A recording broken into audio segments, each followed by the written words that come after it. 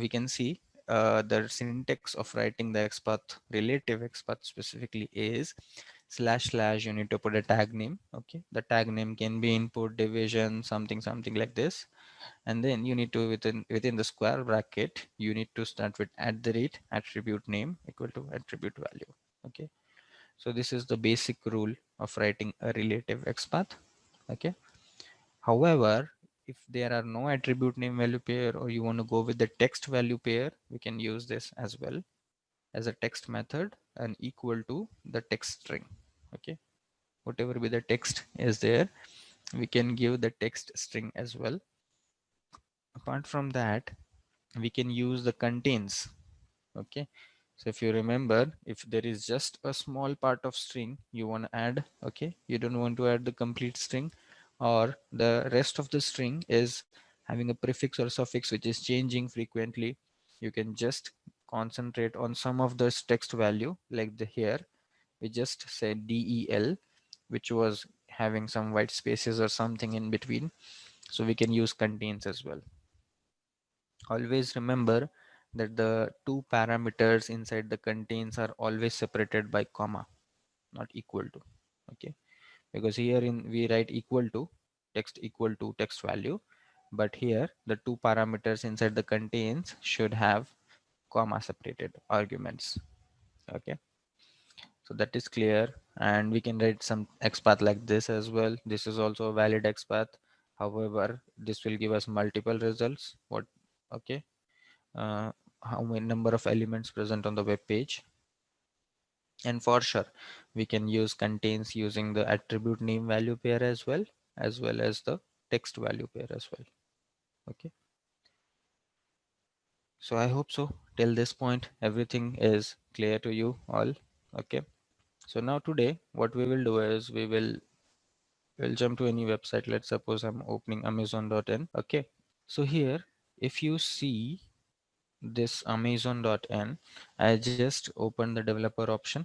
Okay, by right click inspect, or we can say control shift I, and after that you can see this is the drop down element. Okay, you can see this is a select tag. Okay, the tag name is select, and we have different attribute name value pairs. Okay, so one of them is class, so class has multiple white spaces and it's a quite big string. Data in AVH digest, and we have name equal to URL as well as ID equal to search drop down box. So here we are directly getting the ID, but we are more interested in writing the XPath.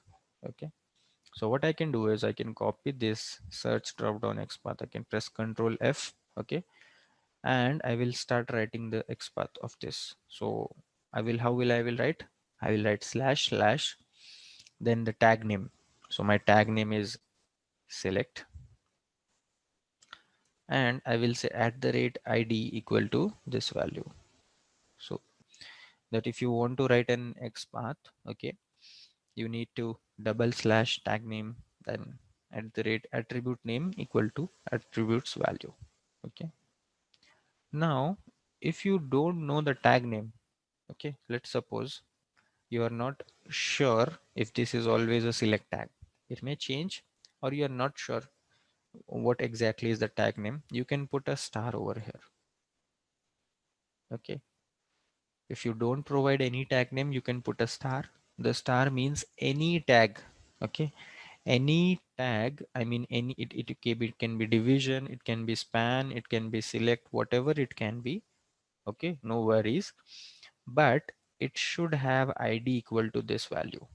That tag name may be division, input, span, select, whatever it should be, but should have a ID equal to this.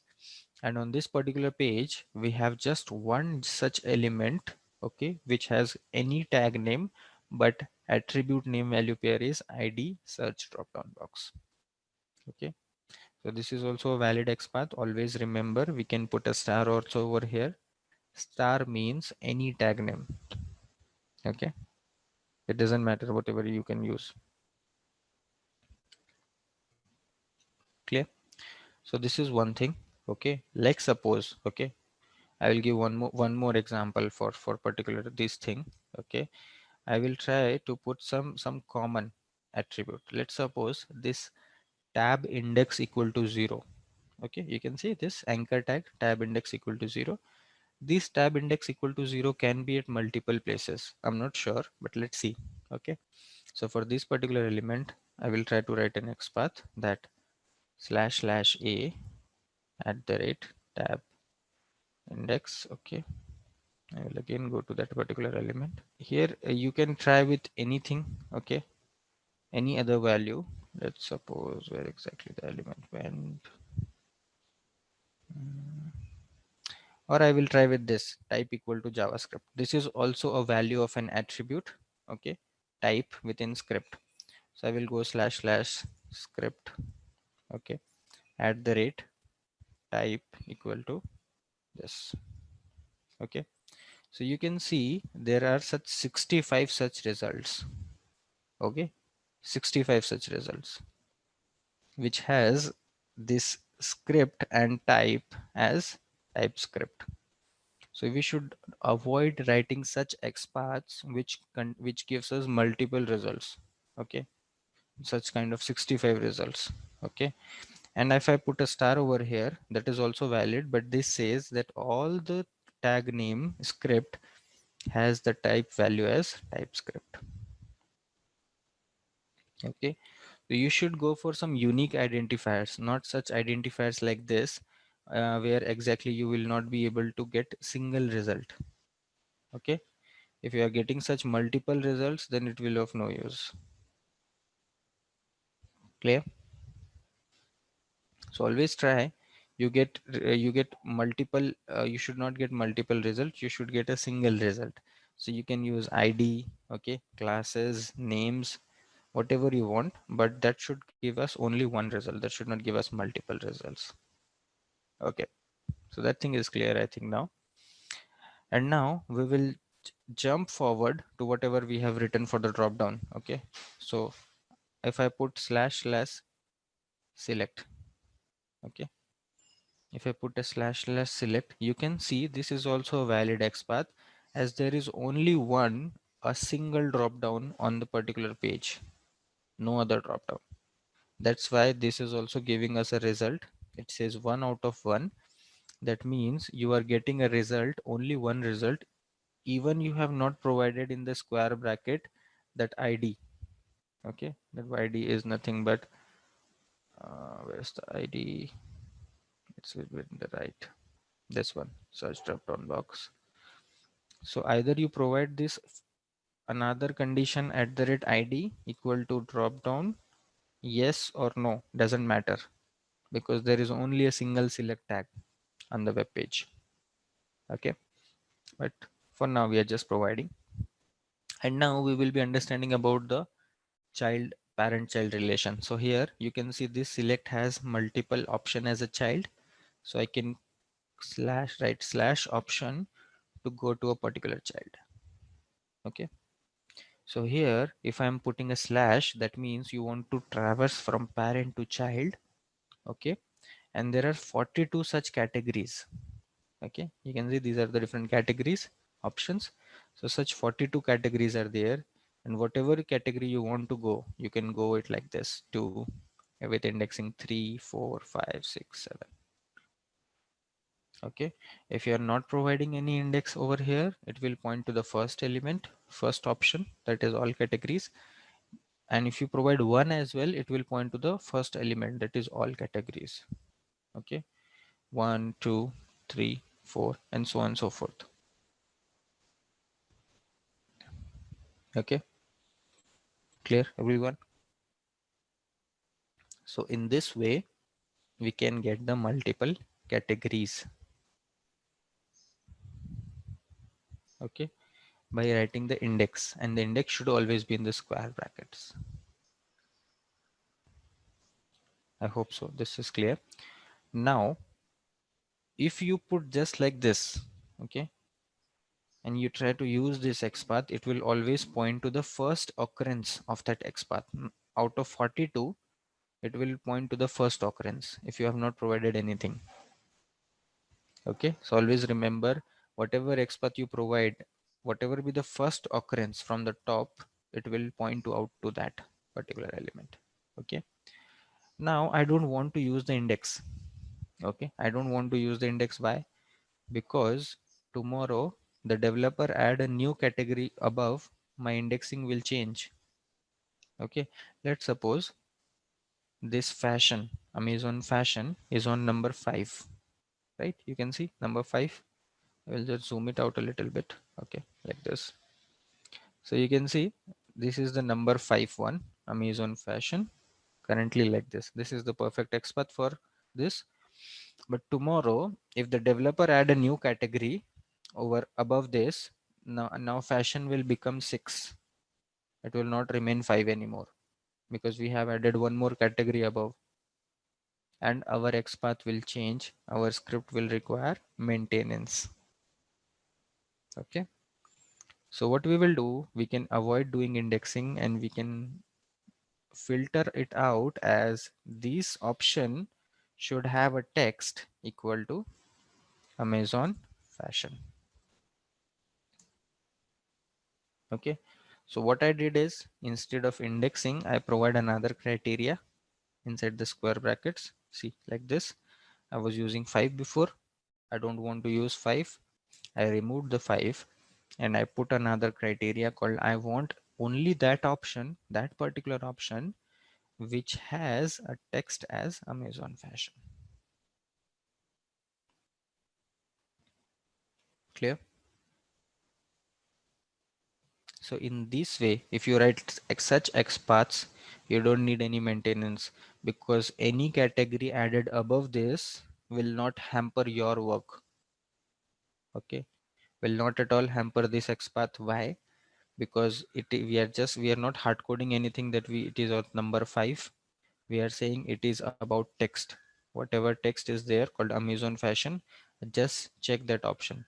Now if this option is coming in the last, then also this XPath will be valid. Okay.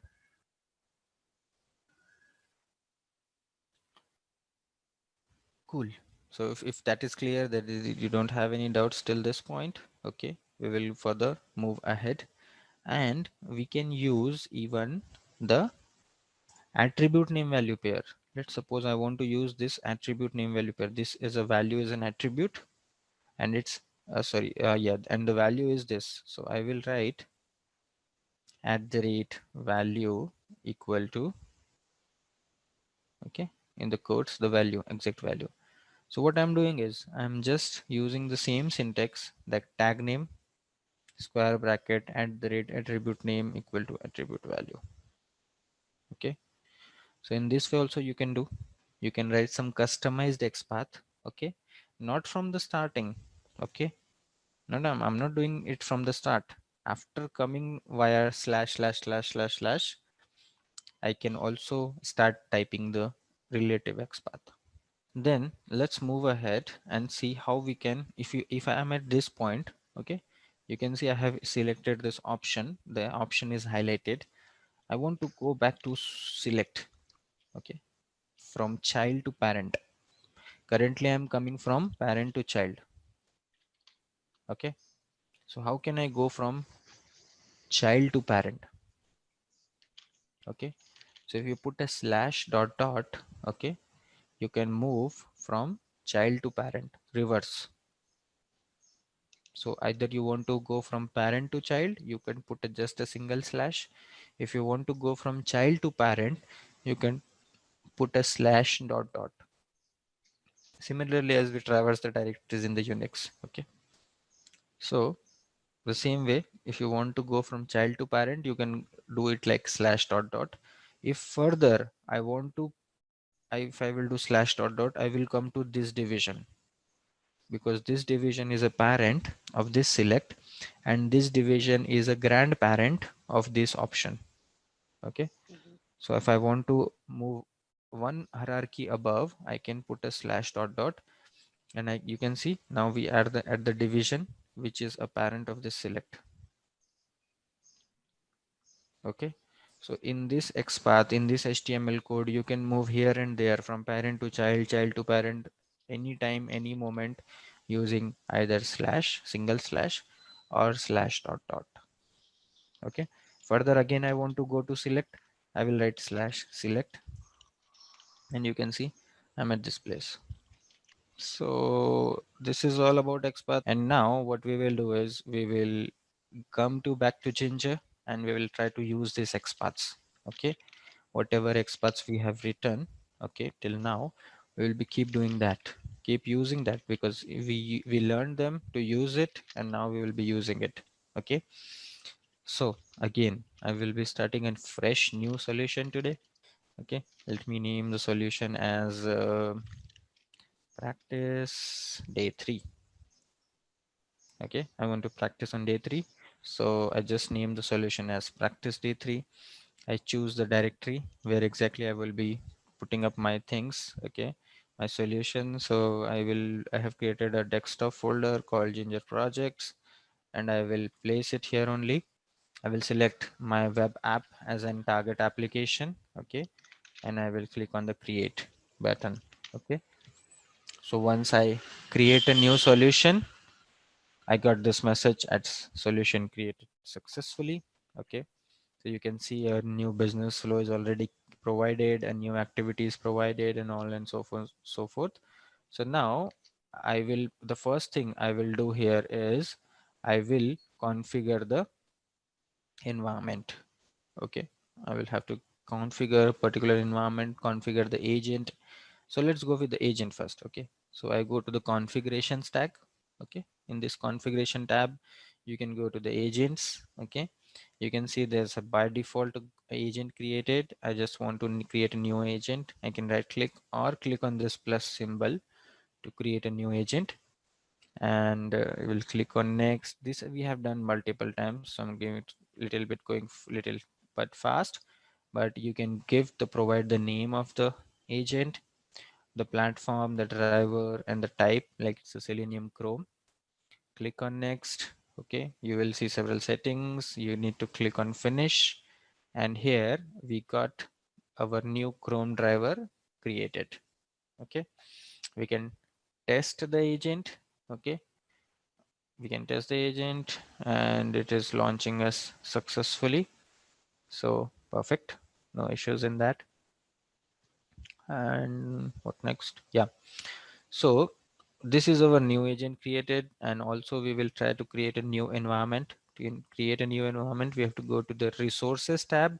Okay, configuration is for the agents, resource is for the environment. So I go to the environment tab, and I will try to create a new environment. Okay, I will just add a new environment, and I will name it as env1.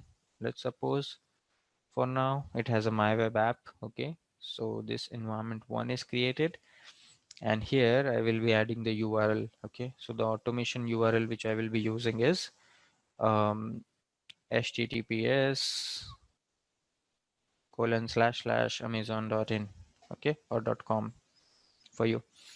So this is the URL what I have created. I can click on save. So there are two options to save. Either you can right click on a particular entity, particular environment, and click save parent environment, or you can click on this particular save button. Okay, this will also do the same thing. So here I have a by default business flow created, but I will not be using it. I will just create my subfolders called development. Okay, and execution, and the third one is archive. Okay, for now just I'm doing it via my protocols, my framework. Okay, so I created three of them, and I will delete this one. I don't want it anymore. So these 3 folders should be created on your end as well. Okay, development, execution, and archive. If I go to development, I can create a new business flow here. Okay, and let me name it as Amazon business flow. Okay, so all the scenarios or all the test cases what I will be working on is for Amazon is under this one, Amazon. Okay, so what I will do is I will go to the automate tab from here. Okay, why? Because I need to automate something. For that, I need to see the actions. Okay, what actions I will be using it. Okay, so what I have to do is there are three ways of going from business flow tab to automate. One is you can this right side, you can click on this automate button, or you can right click and click on automate, or you can double click. Okay, these three are the options. So we will be using the same to come to the automate screen. Okay, and now the first step we will be doing is we will be adding the go to URL action. Now please listen here carefully. Okay, one important point I want to tell you here is you go to this action library. Okay, till now we have not intentionally got deep dive in this, but now I'm telling you, you have these legacy actions called generic element action, which we will be using most of the time. Okay, so what happens when you import this generic element, you get this pop-up. Okay, most of you were getting this pop-up that says this action is a legacy action which is deprecated soon, not recommended to be used anymore. Do you want to prefer add the replacement action? Now this replacement action is nothing but the platform action. Okay, I will do it again. I will show you these platform actions are the newly created actions. Instead of generic element, these are the new created actions. So what it asks, you need to be very sure that when you add a generic element action, it says, do you want to use the same legacy action or you want to switch to the new actions created? Okay, that are the new UI actions. If you say yes, that is the same thing, you do it via platform action. I mean, in legacy action, if you add this generic element and going to yes, it is the same thing. You can do it via platform action and import this directly. Okay.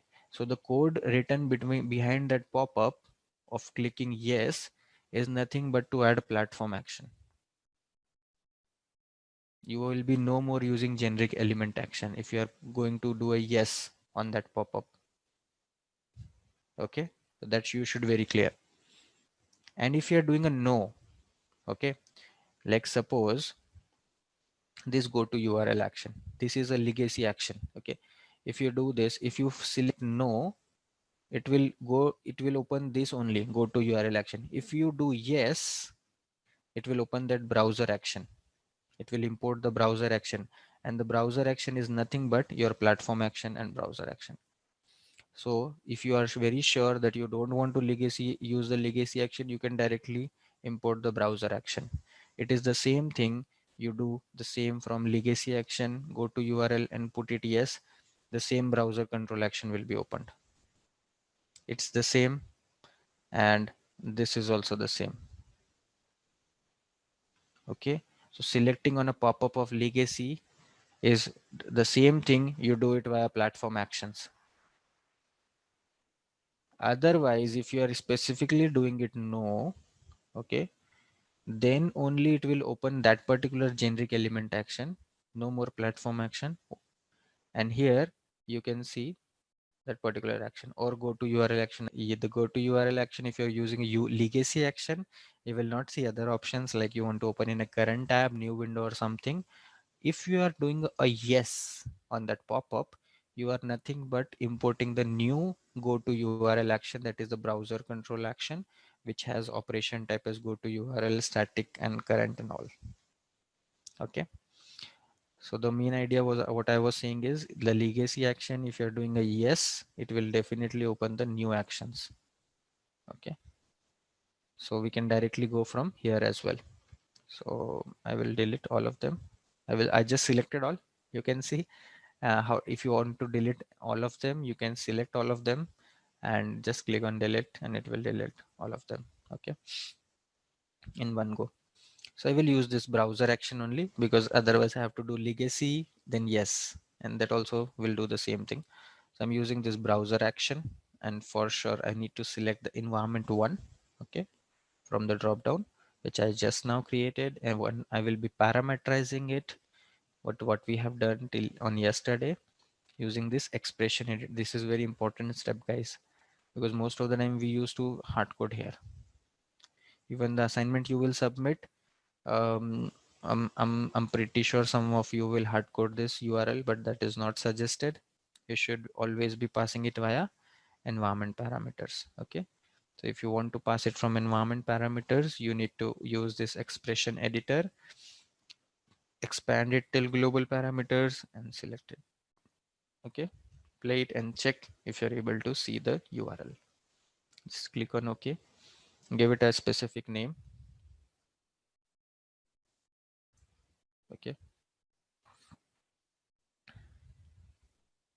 now why I'm not providing the URL, or not I'm writing the description as launch Amazon URL, is we will be using the same launch URL action somewhere else.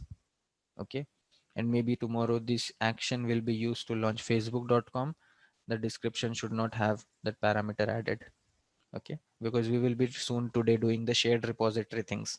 Okay, we'll add this action in the shared repository and then reuse it.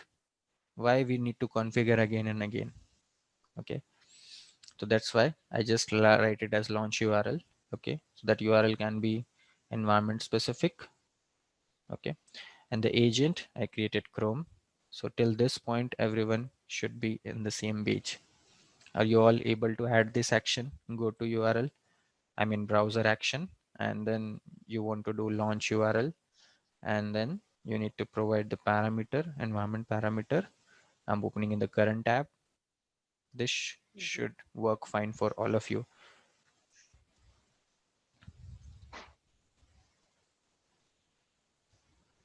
Okay, like this.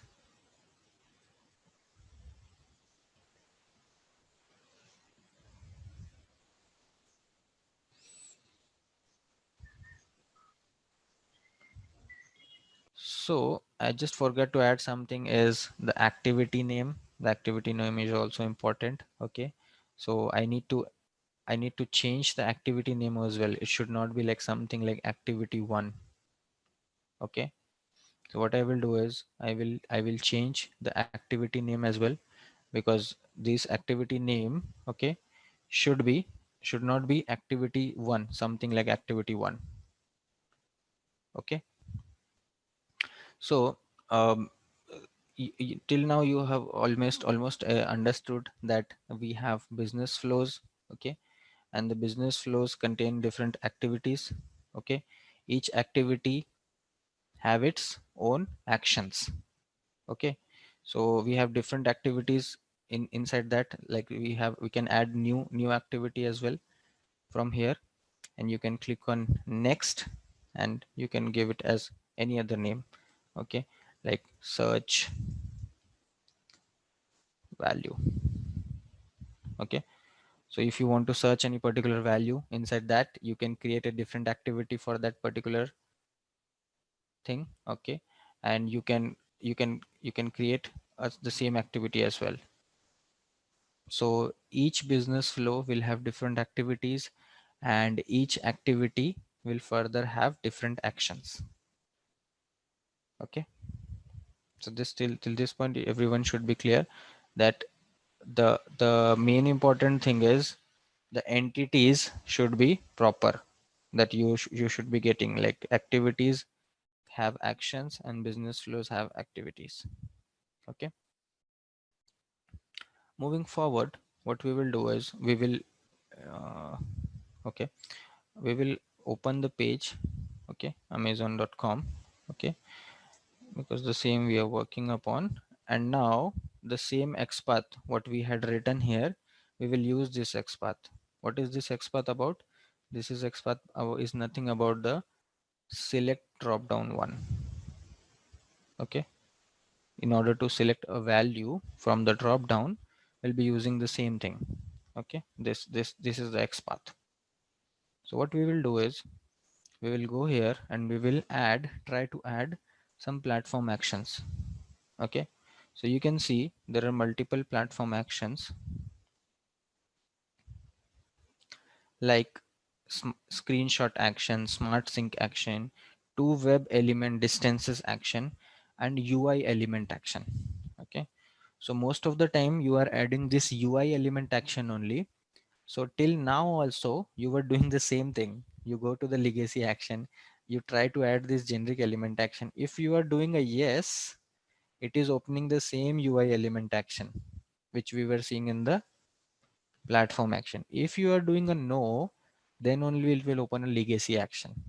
You can see if I do yes, then it will open the same platform action of UI element action. Okay, so instead of going through that pop-up and clicking on yes, you can directly take this new platform action, that is UI element action. And if you double click on it, okay, you can configure the same number of parameters you were configuring yesterday on the demo guru website, right? The telecom one. So here I will be using the xpath, okay, as a locator. I'm not using the IDA or anything anymore. I'm using the xpath. I will paste that particular xpath here, okay, that this is my xpath, okay.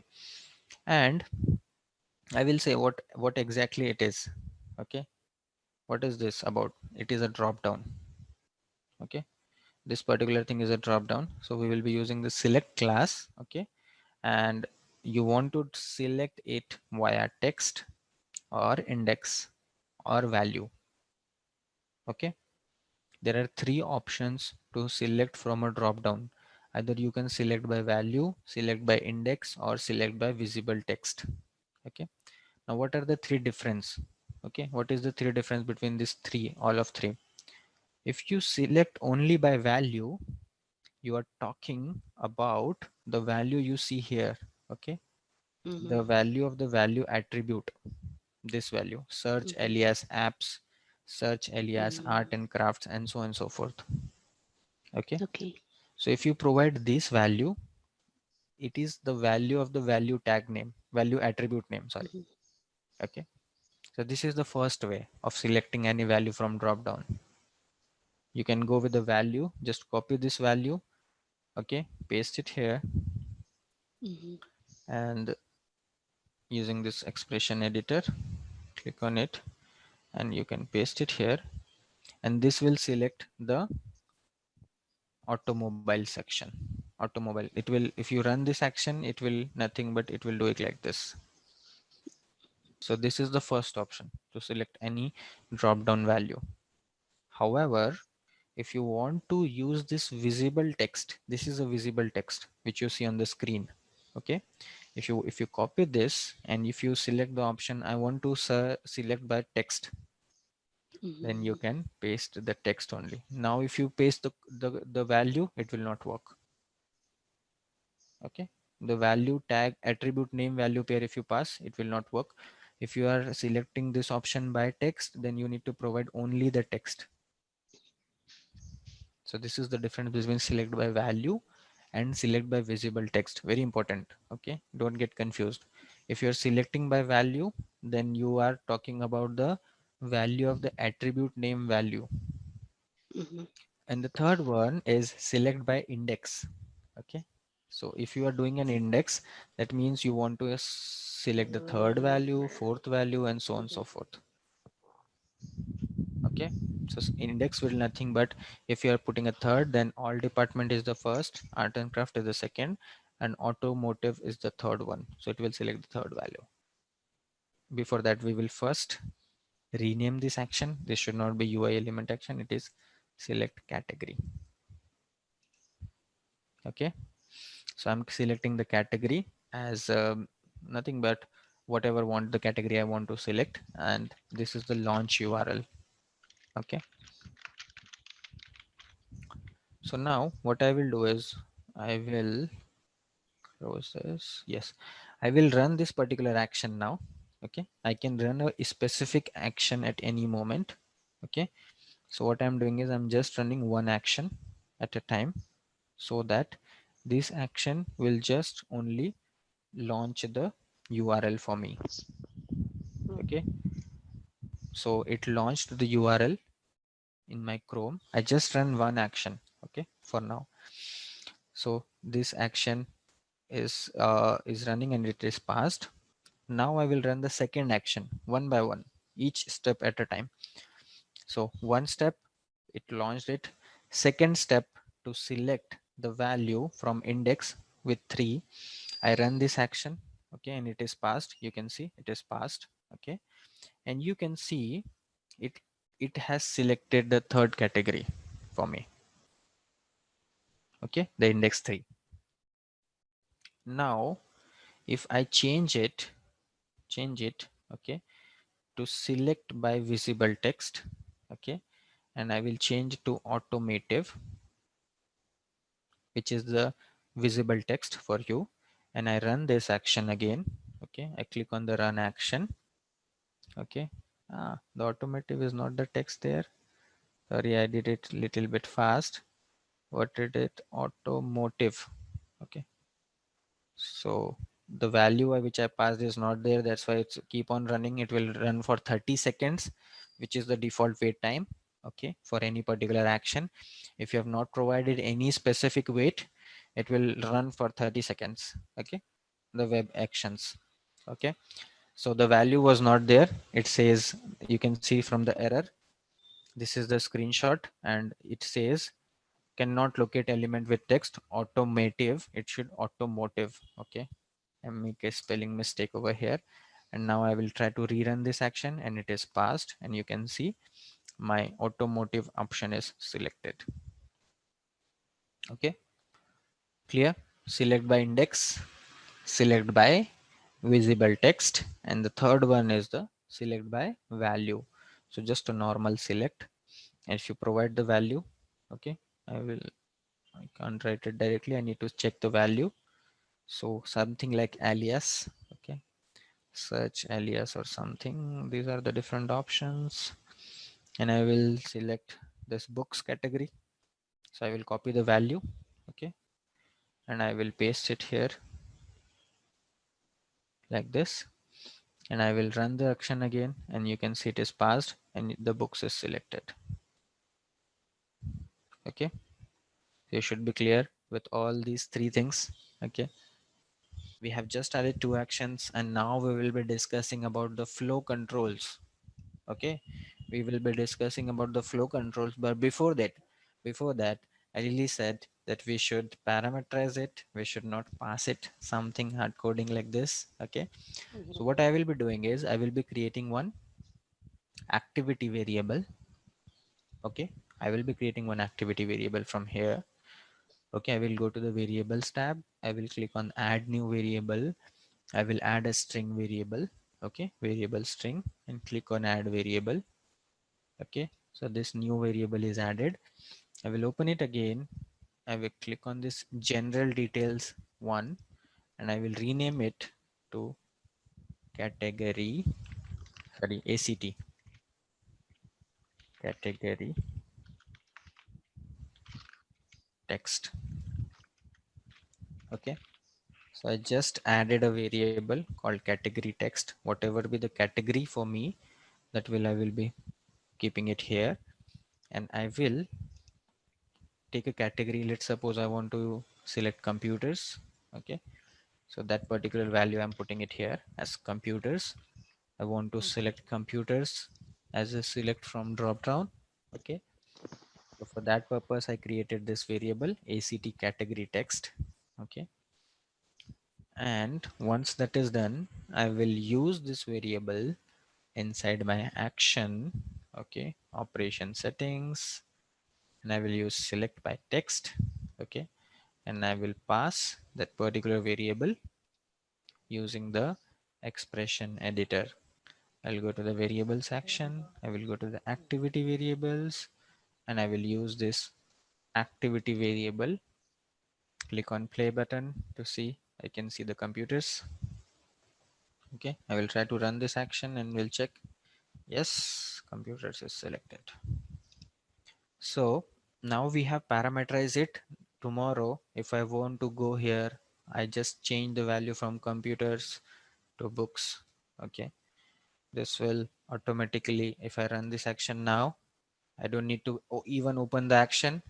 I just run the action and see books is selected. Okay. Instead of computers, the books is selected. Why?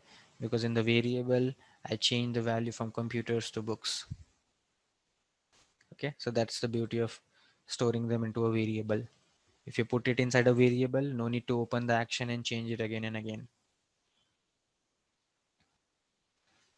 Okay, cool, perfect. Now we'll move ahead. Okay, so you can see there is a span. Okay, there is a span which says its ID is like nav search label ID, and it has a text. Okay, so the value we select as from the drop down, we get it here.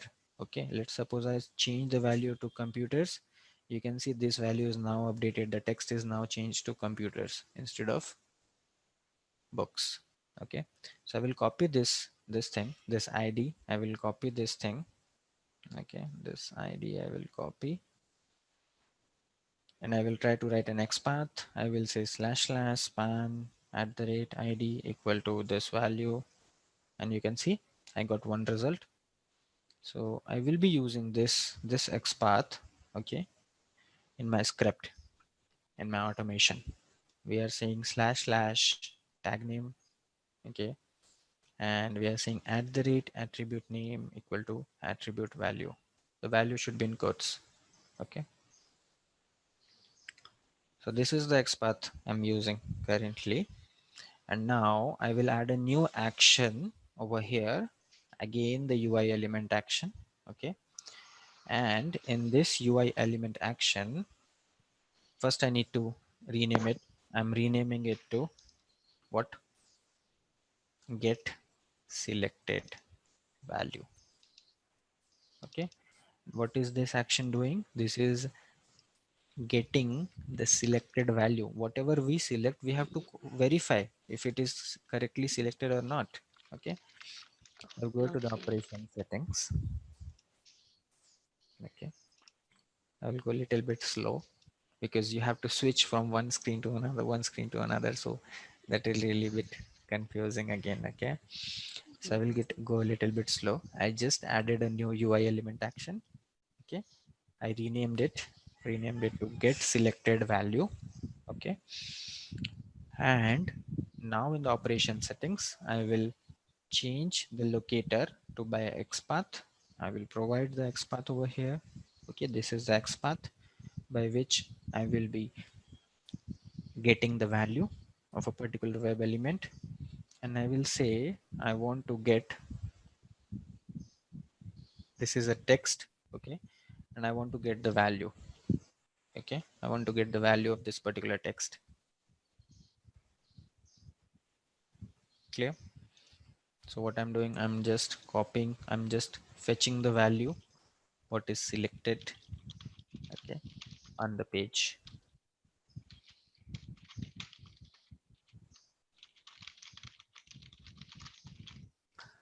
So now, okay, no worries. So I will just select, I will just try to get the text, and if I try to run this action, you can see in the output values the same computer's value which I'm seeing on the screen is now available for me. Okay, I just ran this action, and you can see the computer's thing, the computer's one is now available for me. If it would have been books, I could have got books. Okay,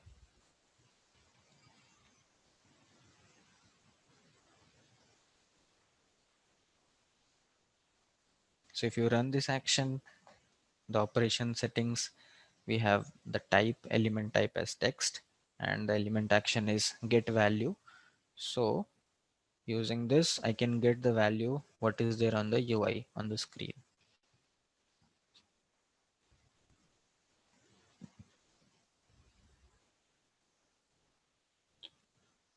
Okay, so now as part of the expected condition value, I will provide the variable name.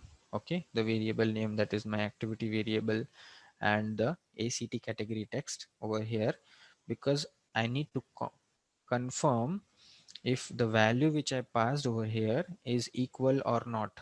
Okay, this is the value, the actual value which I'm getting from UI. Okay, and this is the value which I have in my variable. If these both value are equal, then only this action will pass, otherwise it will fail. So kind of a verification I'm doing, okay, that if this value, both the value, what I provided, what I feeded in my script to select and what actually is selected, are they equal or not? It may be possible, right? I selected something else and it is showing something else. Okay. Suppose I selected computers and I selected books and it gives me computers. Okay. This may happen, right? So just a UI validation I added, that whatever value I select here in the variable, which is in the variable, should be equal to the actual value which you see on the screen. Okay, so till now this is clashing because here I selected books, it is giving me computers. Okay, so this action will fail. You can see it's saying the expected and the actual are not matching. Expected actually it is computers, but it should have been books. Okay, why this happened? Because I manually changed it to computers, just to show you.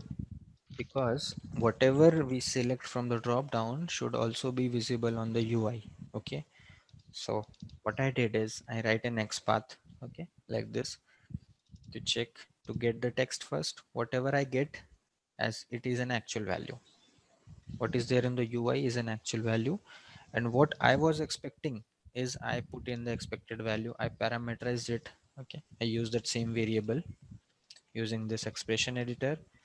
I pass this variable that I was expecting it to be books, but it is actually computers. So it's a clash. It's a failure. Why this action failed? Because I ran this first action where I'm selecting the what category? It is books. Okay, this value is books, right? So I was selecting the books from this by running this action. I will show you. I will run this current action and it says, okay, books is selected. Okay, books is selected. Then I did some tricky part. Okay, negative validation. I manually changed this from books to computers. Okay, I did it manually. Okay, at the runtime it will not be manual. I just, as a negative validation, I checked the computers, and now if I try to run this action, okay, it will fail. Why? Because computers does not equal to books. Okay, because intentionally you changed something in between. Okay, and that's why it's causing the failure. Okay, so that's why it's failing. Otherwise, if I run the whole activity again, okay, this will run perfectly fine because I'm not changing manually anything, and the Amazon website is working fine. Okay, because whatever we select the value, okay, from drop down, the UI also shows the same. Books is equal to books. Okay, clear everyone?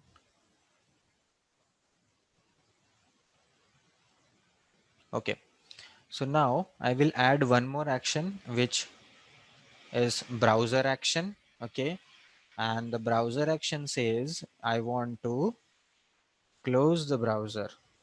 Okay, I want to close all. So this will close the browser. I will rename it as Jibrail mentioned. This is an end action to close browser. Okay, so I launch the browser, I select the category, I select the value, and I close the browser. This is my one flow of select category. You can see the activity name is select category of Amazon testing. That this is activities to select the category, and this is working fine. Okay, so now what I will do is I will I will change the category, run current action. Okay, so now books is selected. Okay, I will change manually to digital music or computers, whatever I want. And then I will run this action. Okay, I will run this current action and see this is failed. If it is failed, okay, if it is failed, you can see the action is stopped. Okay, nothing works fine. I'm not closing the browser anymore because in my activity I have selected that I want to run it. Okay, here it is. Okay, so here I have configured that whenever I get a failure, I want to stop my execution. I don't want to continue it anymore. Mm-hmm. Okay, but if I change it to continue action run on failure, even the action got failed, the close browser will be Mm-hmm. called. Continue action run Yep. on failure and stop actions run on failure. So if I configure Mm-hmm. this and if now I run it, and if there is a failure in between, again the same thing will run as well. I mean the close browser will also work for me. You can see now the cursor moves to new, and if I run the action, my browser is closed. Okay, so this is the one. But I don't want to do it like this. Suppose my things are here, continue actions run on failure, but I want to add a flow control. Okay, that if this execution works fine, okay, if this execution works fine, then only close the browser. If the execution fails, then don't close the browser. I don't want to close the browser. Okay. Mm-hmm. Okay, instead of that, what I have to do is I want to add a general action.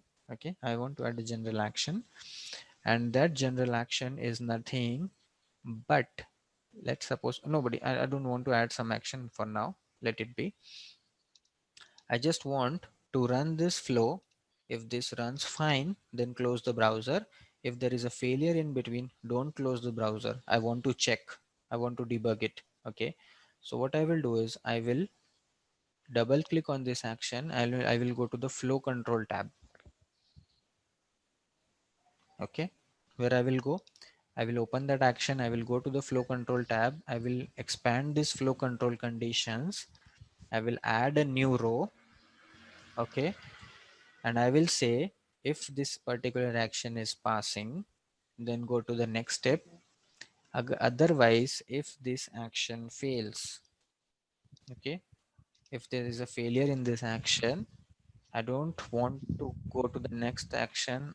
Otherwise, I want to show a message box. Okay, and the message box, let's suppose, says testing failed. Okay, what I did, I just go to the flow control tab. Previously, we have seen operation settings, we have seen output values. Now we are talking about flow control tab. Okay, and in the flow control tab, I added a new add row. I added a new row which says if the action fails. Okay, here is a drop down. Okay, there are different conditions over here. Okay, so I said if the action failed, I want to show a message box. Okay, that the testing failed.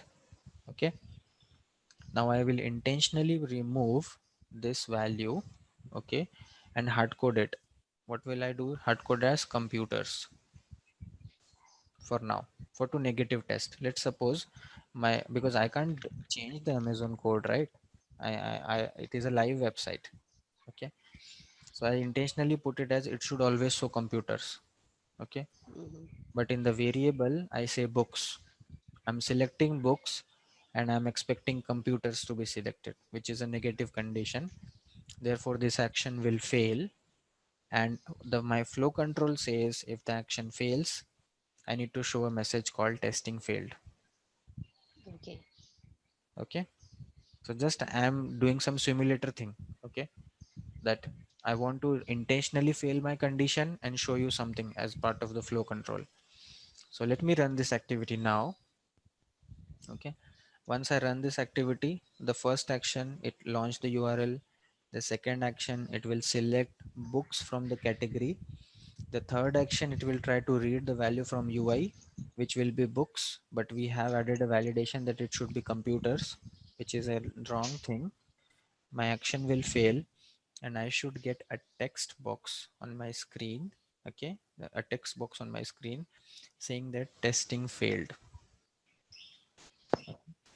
So it launched the browser. It selects the category. Okay, it should select the category as books, and now I got a message pop up saying that your testing failed. Mm, Okay, why I got this message box? Because because I put a flow control that if my action is failing, I'm expecting a message box.